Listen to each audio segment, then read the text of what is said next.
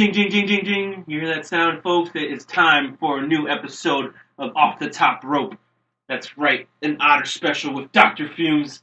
And on my left, Stan Sensei. Dan Sensei, as always.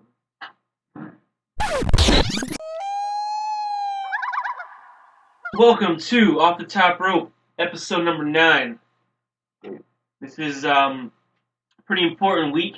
We have Extreme Rules coming up this weekend. We have, I think, Fight for the Fallen, AEW's next pay-per-view is coming out this weekend. At the same time? I think it's either this weekend or next weekend. I have no idea. Fumes is our wrestling meteorologist. There was a, what the other one? There was a, NJPW, New Japan Pro Wrestling, pay-per-view in America, Dallas, Texas. That's cool. That's I think their first, and it's like promoting their big like tournament that they do, the G1 Supercard tournament. So this is like a big deal for them, and the fact that they're in America at the same time the WWE was over in Japan doing their like Japanese tour. That wasn't televised at all. It was just a whole bunch of house shows, so they couldn't really have been that entertaining. Mm-hmm. The Japan show was a big pay-per-view, so that I think is kind of more of a big deal. Like they're coming for that American market, especially since AEW is coming around. I feel like they think this is a good opportunity to strike at that WWE audience. Dude, this is gonna be a fucking I saw a video somewhere. I didn't watch it because but it was saying that the real war is between AEW and the NPW.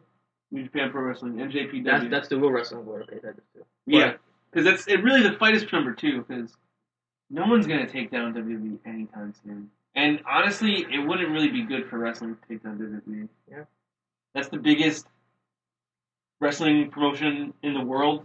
If they start to tank, then I feel like people aren't gonna hire wrestling. Like, it might just be bad for wrestling for a little bit. Is it weird though? Like, I don't know. I feel like wrestling, well, them in particular, they just crossed into a new fucking frame. They're on SportsCenter now. They're on ESPN. Yeah, the cover of ESPN the magazine. Yeah, Becky Lynch and Allison Brie. A wrestler with a fake wrestler. It's crazy. Promoting Glow. It's the crazy. Netflix show. I haven't even seen season 2 yet. Season 2 is good. Is it good? Season 2 is good. I enjoyed it. Is there? Yes. Okay. Yes, there is. And there's wrestling cameos. It's sweet. It's sweet. Is Becky Lynch in season 3? Is that why she's helping promote it? I hope so. If not, I'd be feeling kind of pissed if I'm Becky Lynch. Like, I'm a champion. Like, I'm a wrestler and I got this actress who pretends to be a wrestler. But I don't know. It's a cool show, I guess. It's just weird to me seeing a wrestler on the ESPN magazine, personally. Yeah. It's weird. It's not even, and like, say what you will about wrestling, but like, they have like an actual fake wrestler on the show, on the cover too. This is crazy. It's just a weird like juxtaposition to have like an actual wrestler, legit wrestler, which even a lot of people would still call fake, like a fake athlete, and then like next to an actress playing a wrestler on TV. Like a lot of people, I feel like that's sending mixed signals. It's strange. It's been a strange 9 years. Paying attention to what's going on in the world. Everything's changing. But we're digressing. Yeah, so that, I think Stan Sensei is definitely right about that. That's definitely the closer war. The war to take a closer look at. The New Japan and AEW. Mm-hmm. They need to really fight because they kind of have a similar product. A little more adult oriented. Yeah, but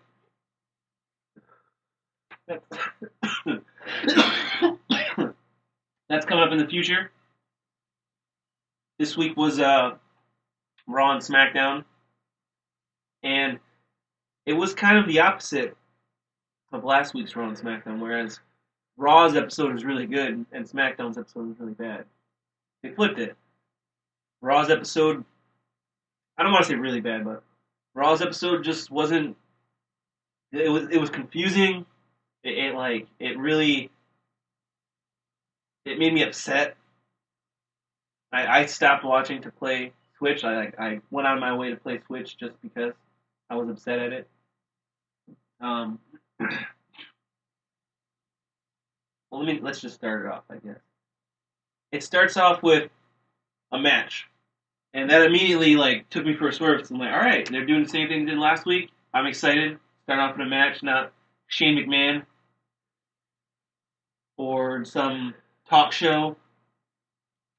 Which, oddly enough, I said SmackDown is the better episode this week. Whoa. But SmackDown started off with Shane McMahon talking. Oh. So.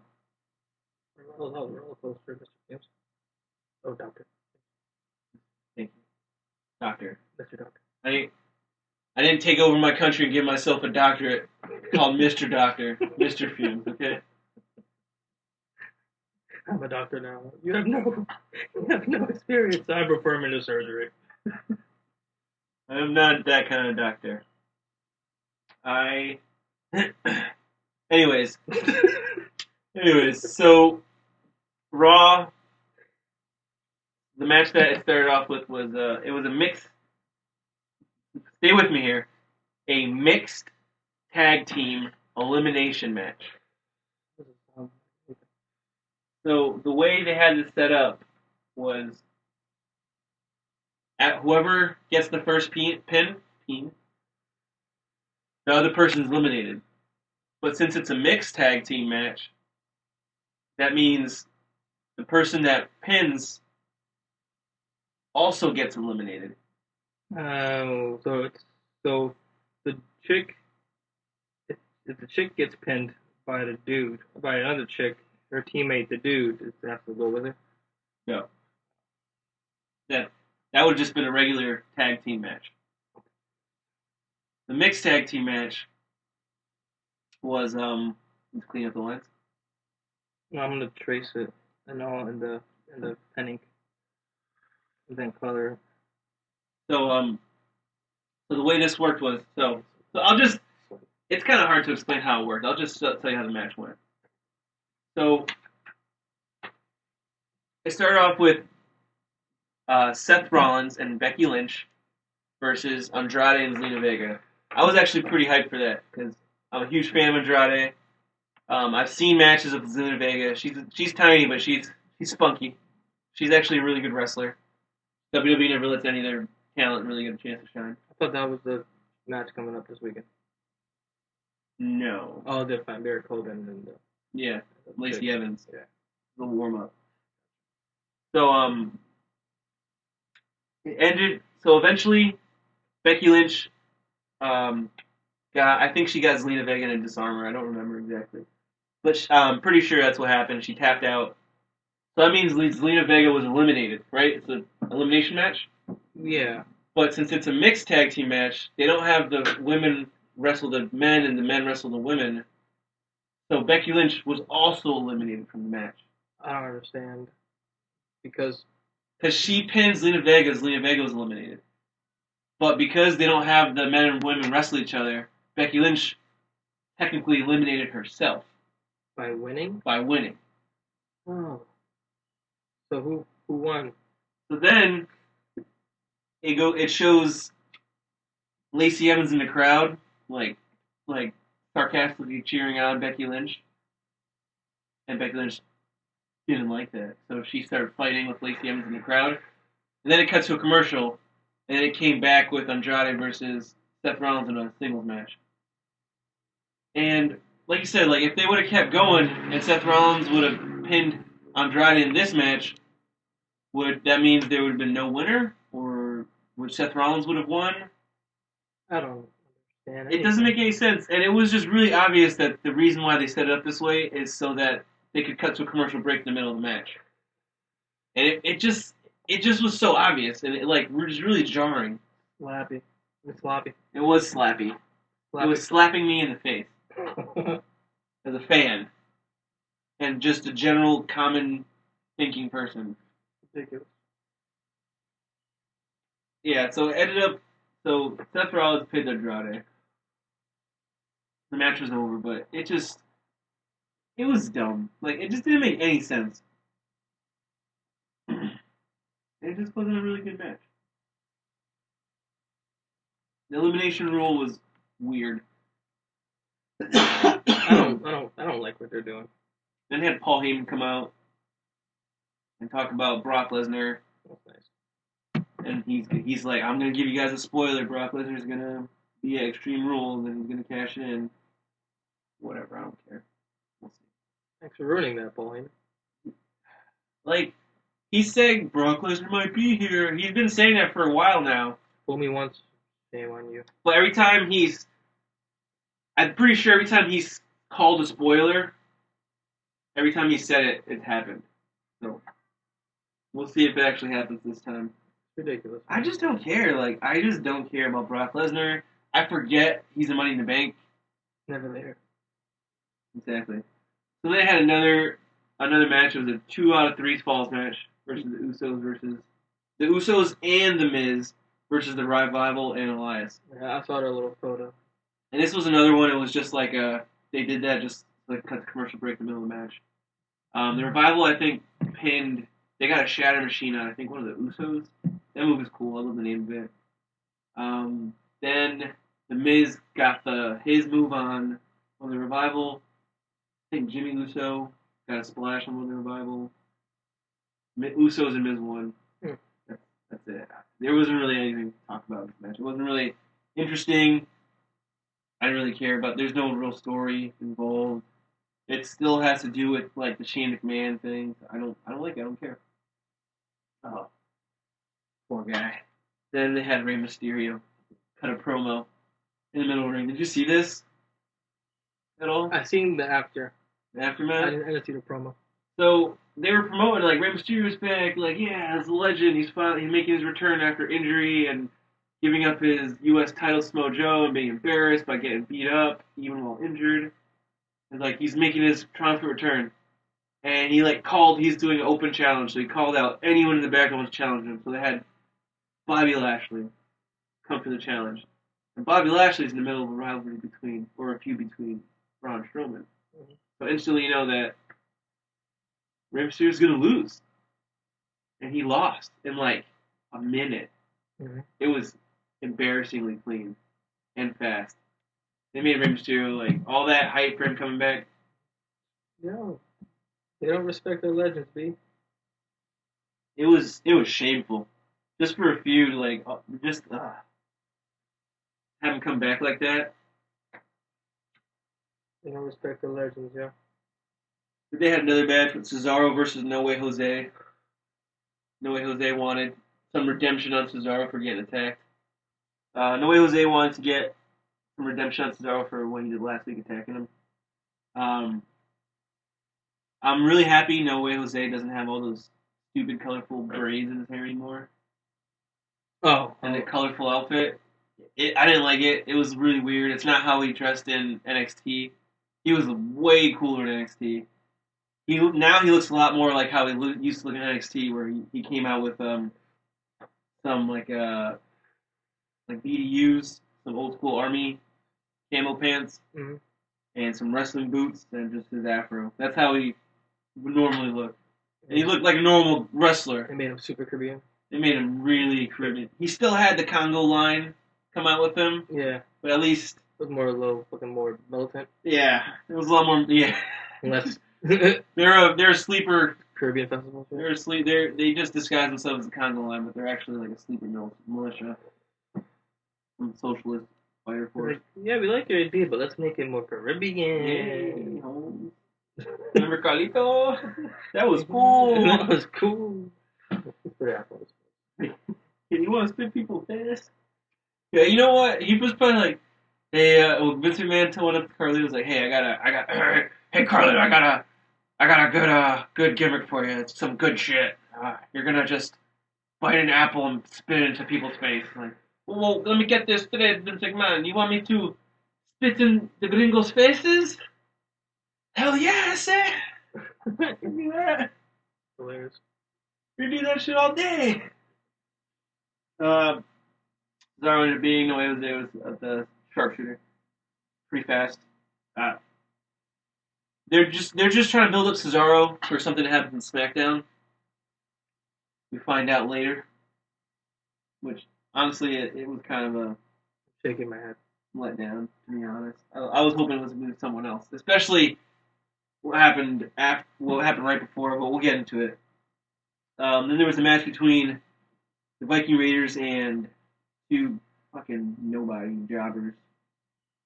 And obviously the Viking Raiders won. That wasn't really the important part of that match. They've been having like backstage segments, and they've been showing like promos of what's been going on with 24/7 title with Drake Maverick and everything, and how like his wife hates him. Hilarious. Funny as shit. It's one of the best parts. His wife is top tier. Yeah. The whole thing is top. The whole thing is... No. At first, 24/7 title. Top tier. She is. At first, 24 title, I was like, eh. But it's been honestly the most entertaining thing. Yes. By far. About the wrestling. I didn't think they would, like, Drake Maverick is... He's funny as hell. They're funny together. R-Truth is funny, too. Yep. Him and Carmella. Yeah, do you follow him on Instagram? Yeah. Classic. It's hilarious. The segment that got me was when Drake Maverick was like, had it real close up, him and the title right next to each other, and he's like talking like, this is my favorite thing ever, I love this thing, this is the greatest thing that ever happened to me. Then he puts it down, his wife is just like mean mugging, just like, that's awesome. Like, oh, that shit got me. That's awesome. So he came out during that match, and with all the 24/7 team, and the Viking Raiders just absolutely destroyed anyone that got in the ring. Namely, what was it? Kurt Hawkins, I think it was, the guy that was on a losing streak for a while. They absolutely demolished him. Back down. They absolutely demolished him.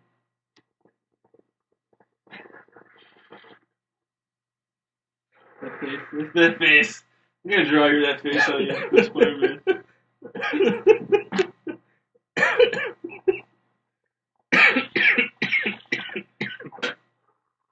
So, Drake Maverick ended up escaping, taking his title with him, and yeah, like I said, that the main point of that was the 24/7 title was hilarious. That stuff was what keeps me going. Yeah, honestly. Yeah.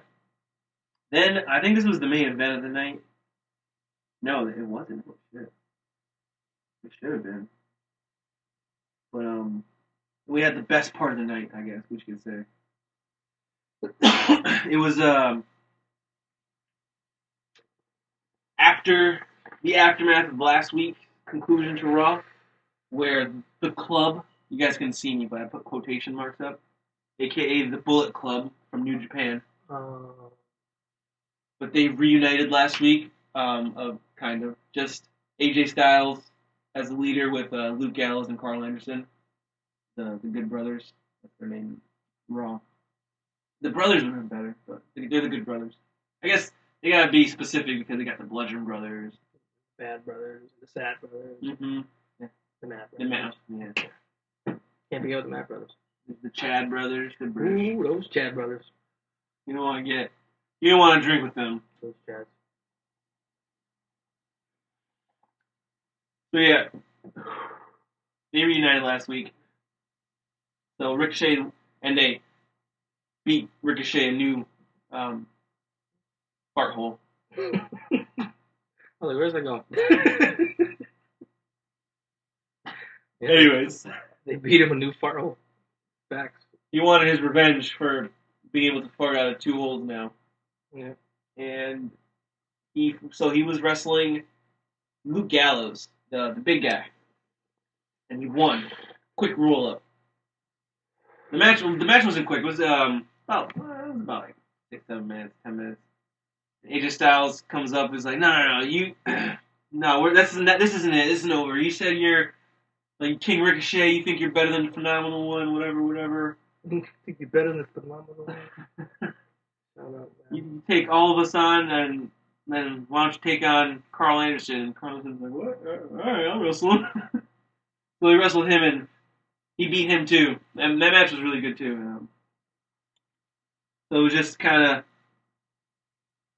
showing Ricochet standing tall against the club, but then AJ Styles came out and gave Ricochet. He was gonna give Ricochet a Styles Clash off top rope, but he didn't. but instead he gave him a phenomenal form and it ended with that, the phenomenal form. And I'm excited for that whole feud between AJ Styles and Ricochet. I hope they don't give him just random two dudes. Like, hey, I got two guys too. Well, Excuse me. Extreme Rules is this Sunday, and it's AJ Styles versus Ricochet for the title. Yeah. And that should be the end of the feud. We'll see. It's on the cards. I am really looking forward to that match.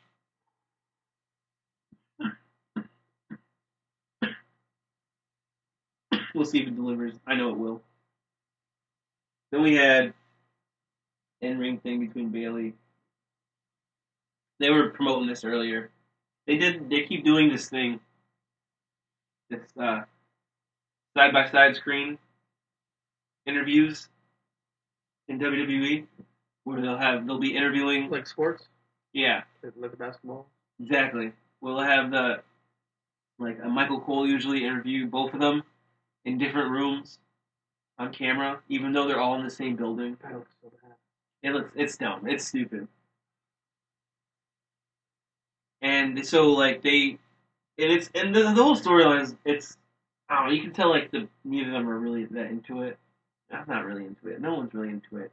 During their matches they were like chanting CM Punk and shit. And other stuff that wasn't going along with the match. But the stipulation was that Bayley would have a match versus Sarah Logan of the Riot Squad, which was good to see her finally on TV. And Nikki Cross would have a match versus Dana Brooke. And whoever won their match faster would get to choose what kind of match Alexa Bliss and Bayley were having at Extreme Rules. Very convoluted, I know.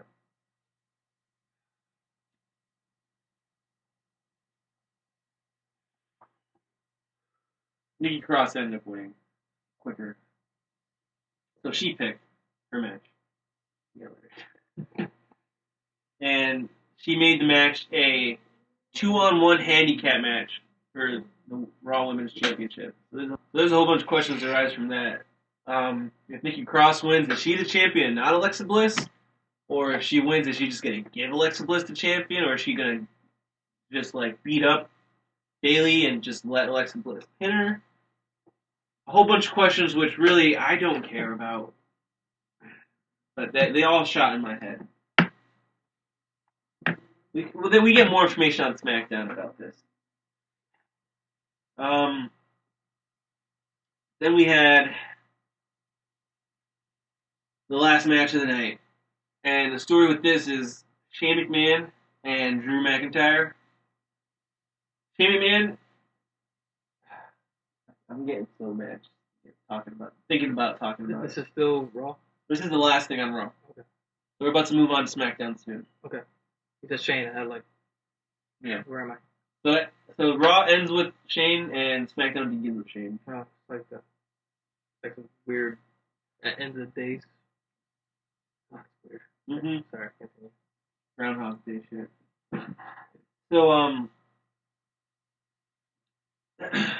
the story with this going forward is Shane McMahon and Drew McIntyre are going to have a tag team match against Roman Reigns and a partner that Shane McMahon gets to pick personally because he's the boss. Sounds familiar. And so all through the night, they were interviewing random people like this. The first guy I think they interviewed was a janitor. And they were like, hey, you want to be Roman Reigns' partner in a match? And janitor's like, I'm a janitor. Like, no, it's fine. Like, I'll pay for you. Like, it's fine, liabilities, whatever. It's okay. You're not a professional wrestler. Well, even though we're gonna fight you, we're not gonna really kick your ass or nothing. He's like, no, I'm happy to just mop and throw up. He didn't say that, but more or less that's like Kut's like, I'm not a janitor. I'm not a wrestler. I'm a janitor. I don't want to do that shit. Yeah. And so they interviewed later on, I think, a garbage guy, a trash guy. And it's kind of like the same thing. This guy had a limp, but he kind of said, like, all right. Whatever. I got to lose. Whatever. A wife left me. Kids don't like me. I'll wrestle Roman Reigns. Or you and Drew McIntyre. This is the stupidest part about it, though. So Shane McMahon told him, like, all right, so we'll give you a mask to hide your identity so no one knows who you are.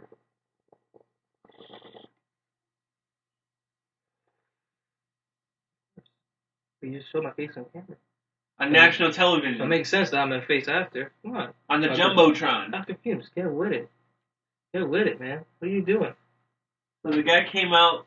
It was Roman Reigns versus the Garbage Man. And Roman Reigns and the Garbage Man versus Drew McIntyre and Shane McMahon.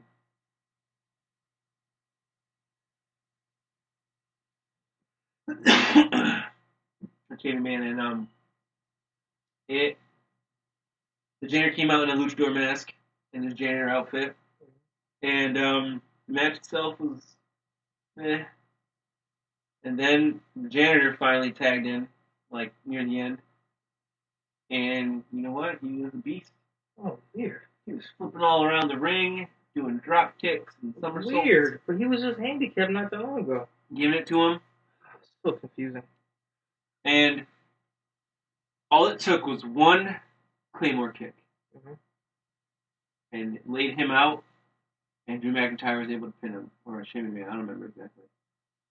But just one Claymore kick. He didn't take any other moves, hits, bumps, damage, nothing. Mm. Given I understand that's his finisher. Yeah.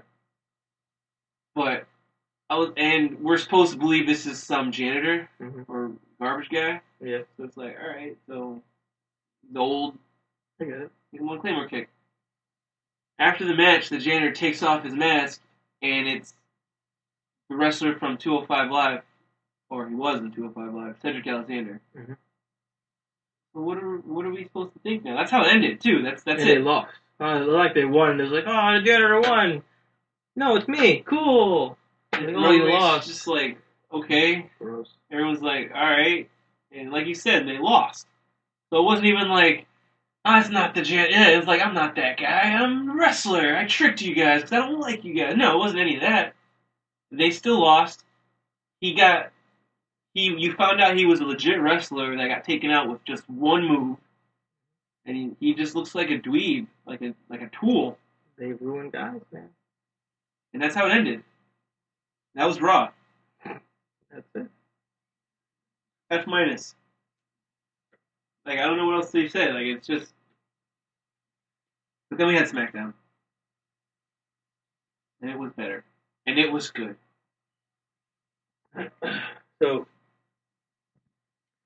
technically SmackDown started off, the first thing that they did was show, like, something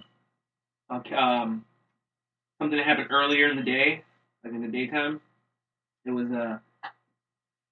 Dolph Ziggler was having an interview with, one of their interviewers. Anyways. That's what happened. Yeah. And, I don't remember exactly what she asked. And, Dolph Ziggler was talking, and then Kevin Owens comes driving behind. And, it was so funny. Because he drives and you just see him just, grilling Dolph Ziggler. Mm-hmm. And, he stops his car. And then I think he reverses. And you just see him still grilling him. So then he, drives off again and starts honking his horn. And, fucking up his interview? Yeah, exactly. And he gets out of his car. And Kevin Owens starts talking shit to him again, more of what he was saying last week. I was like, are you talking about how it should have been you, and it's like, how everyone should love you? We're tired of it. Stop saying that. No one wants to hear you say that. And the funny thing was, the whole time Dolph Ziggler, the only thing he was saying in response to him was like, but that's my thing. It's my thing. It's what I do. What are you doing, dickhead? That's my thing.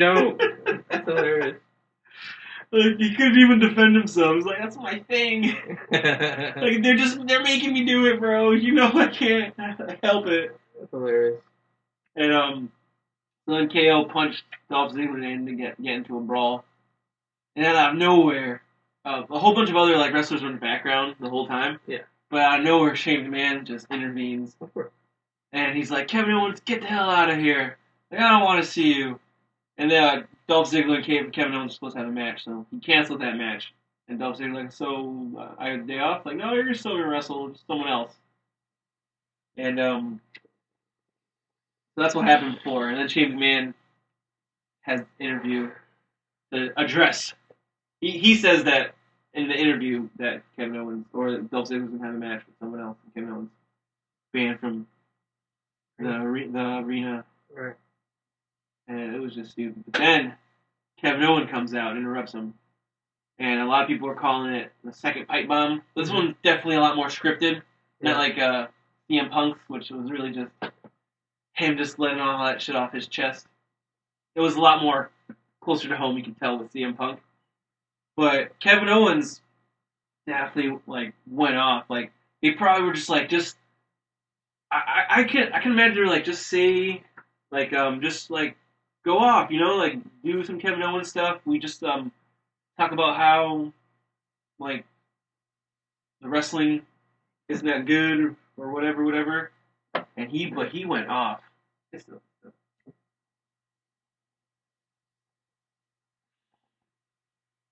Talking about how like the crowd was behind it the whole time too. It was great.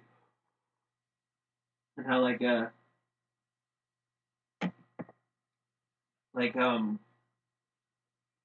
he say? He's like, every time I hear that best in the world thing, it makes me sick. All the other wrestlers in the background in the backstage, I know they think the same thing I am. Like, kiss my ass, Shane. And like, you don't deserve any of this. Like, you're taking away screen time from all the good wrestlers backstage. He named a whole bunch of people, like Asuka, Apollo Crews. Thankfully, Asuka was actually on the Tonight Show. He said Liv Morgan randomly from the Riot Squad because Ruby Riot's been injured, but they're still the other two members of the Riot Squad. And there's women's tag team titles, and they have absolutely squandered those. They forgot about them. I was reading an interview where where Paige was like, she has to remind Vince McMahon and the writers that there's women tag team titles, and that like she's a manager of two women in tag team, and like don't forget about it, more or less. They didn't. They actually had him on the show today. Great. I don't know why you wouldn't have him on the show. Yeah, it's a good team. The Kabuki Warriors, the fire team. The Iconics are entertaining. Those two women are so annoying, but that's their thing. Yeah, that's my thing. The characters, man. The characters, exactly. They're doing their job. Yeah. So Kevin Owens just kept going off, and Shane McMahon came out, tool bagging it up, and cut his mic. And he picked up another mic and started going off again. And he cut that one off, and then he ripped Byron Saxton's headset off, one of the commentators, and started talking into that. Mm-hmm. That was just it was fire. That's awesome. I have a theory about that though. I think the writers are finally reading the comments. You need Buddy Murphy too. That was the other one. I'm sorry. No, it's all good. If you read the comments, they're saying what everybody's saying. You know. Mm-hmm. He's just speaking he's speaking what the people are saying. I feel like it's just get it together. And it's funny too that him and Sami Zayn are like friends because they're kind of saying the same thing, but like Kevin Owens is more saying it the fans' perspective, and Sami Zayn's saying it more toward Vince McMahon's perspective. It was great. That whole opening was amazing. It hyped me up for the whole show, and the show did not let down. He got a whole bunch of frustrations off his chest, and then we went into an Intercontinental match. Surprise, surprise! Can you believe it or not? If you remember, they actually have Intercontinental titles. And between Finn Balor and Shinsuke Nakamura. Sounds like a good match. I'm sorry. I lied. This wasn't for the Intercontinental Championship. It was just a regular match. But it was a good match. And Shinsuke Nakamura ended up winning. Mm. And that was a big surprise. We'll see what happens to that. I'm excited. I'm just happy to see Finn Balor, Shinsuke wrestling against each other. They were talking about their history together. So yeah, hopefully they have a match at Extreme Rules. We'll see. Then we did a contract signing for that handicap match. It was alright. There's not really much to say about it. The big thing is Nikki Cross said that Alexa Bliss promised Nikki Cross that if they win, they're going to be co-women's champions. And Bayley was like, "What happens if you guys lose? She's going to blame you." Betrayal. There's gonna be a betrayal. Yep. Then we have a match between Nikki Cross and Carmella. Wasn't that exciting? Nikki Cross won. Yeah. Then there was it was called a tag team summit. I don't know why it was called that. It was just a triple threat tag team match. Why does Big E have a title? He doesn't. It's Eric Rowan. He's behind him. Eric Rowan's a big ass dude. Oh, okay. So it was Xavier Woods and Big E the New Day, Rowan and Daniel Bryan and Heavy Machinery. A triple threat tag team match. And this match, if you hadn't seen it, I would check it out. This was definitely one of the better matches of the night. At one point, one of the dudes from Heavy Machinery Daniel Bryan and Xavier Woods were trying to suplex him, the shorter guy, Otis. And he reversed it and did a suplex on both of them. But, like, you've seen that before. People reversing it and doing a suplex on two guys. He did a delay suplex where he held them both in the air for, like, 5 seconds. Two guys, one in each arm. And they balanced up there straight. That was impressive. Hey, man. And he slammed both down. Like, the crowd got hyped for that one. They're finally catering to the fans at some point.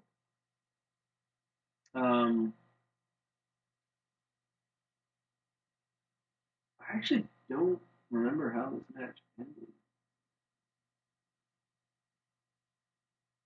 Honestly.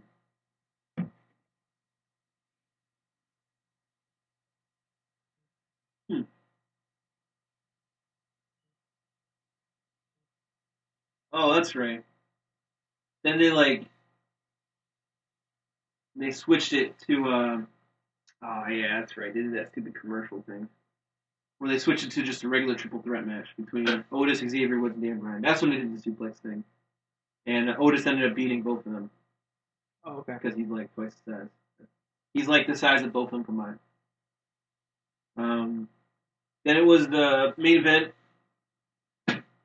between Dolph Ziggler and Shane McMahon's replacement of Roman Reigns. That's what we picked. I don't really have much to say about this match. It was alright. It ended with Kevin Owens, Stone Cold Stunnering, Shane McMahon in the middle of the ring. End of the show. Nice. It was great. It was a satisfying conclusion. Came out of nowhere, gave him the stunner.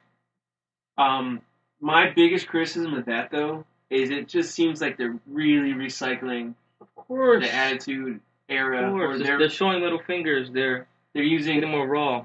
Like, remember originally how I said the comparison between Dean Ambrose, Seth Rollins, Roman Reigns, and Stone Cold, Triple H, and The Rock? Mm-hmm. It seems like they're trying to replace Dean Ambrose with Kevin Owens as Stone Cold now. Mm. Yeah, they're even letting him use Stunner. Mm. And now he's going against Shane McMahon, the authority of WWE. That makes sense. Really, I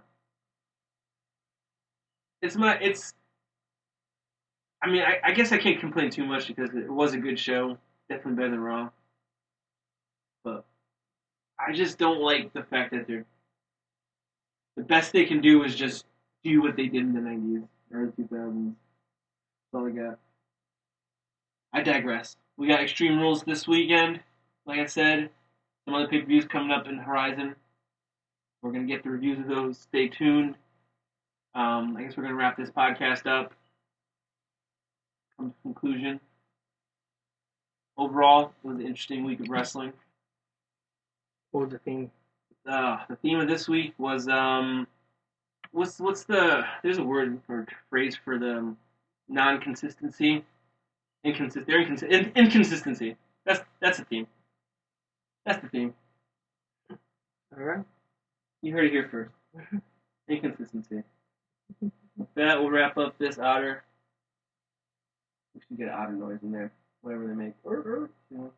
I'll figure it out. Probably that with the seal. We'll figure it I out. think it was a seal.